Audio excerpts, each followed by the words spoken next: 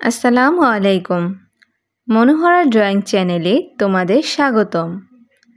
আজ আমরা আঁকতে চলেছি ডালিম। তো প্রথমে উপরে একটু ডালের মতন এঁকে নেব।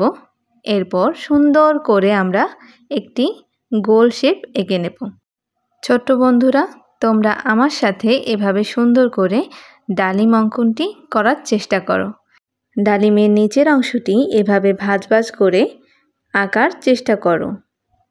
এরপর আমরা উপরে একটি ডালের মতন অঙ্কন করে নেব। ডালিমের ডাল অঙ্কন করে নেব।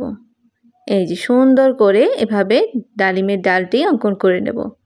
এবার আমরা ডালিমের কিছু পাতা এঁকে নেব। ডালিমের পাতাগুলো এভাবে ছোট ছোট এবং একটু লম্বাটে হয়। তো আমরা এভাবে ডালিমের পাতাগুলো এঁকে নিলাম। তোমরাও আমার সাথে আঁকার চেষ্টা করো। একটি চিত্র এভাবে স্টেপ বাই স্টেপ আঁকার চেষ্টা করলে অবশ্যই তোমরাও খুব সহজে এভাবে চিত্রগুলো অঙ্কন করতে পারবে। আশা করছি আমার এই ভিডিও দেখে তোমাদের যদি উপকার হয়ে থাকে তাহলে অবশ্যই লাইক, কমেন্ট, শেয়ার করতে ভুলো না। এবং তুমি ছাড়াও তোমার বন্ধুদের এভাবে খুব সহজে অঙ্কন করার জন্য তাদের কাছে এই ভিডিওগুলো পৌঁছে দাও এবং শেয়ার করো।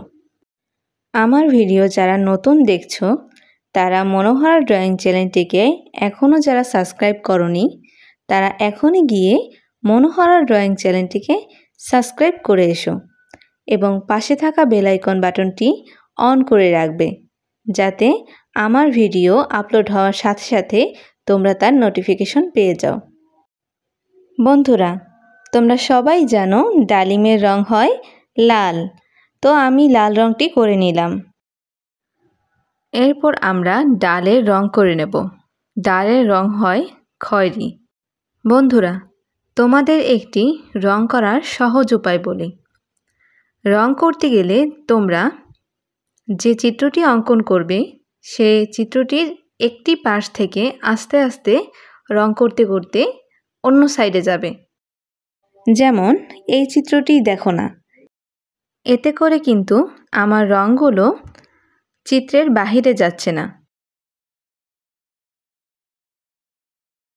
তো এই তো হয়ে গেল আমাদের ডালিম অঙ্কন। তো ডালিম অঙ্কনটি তোমাদের কাছে কেমন লেগেছে তা অবশ্যই কমেন্ট করে জানাও এবং লাইক, কমেন্ট, শেয়ার করতে, সাবস্ক্রাইব করতে ভুলো না কিন্তু। আল্লাহ হাফেজ।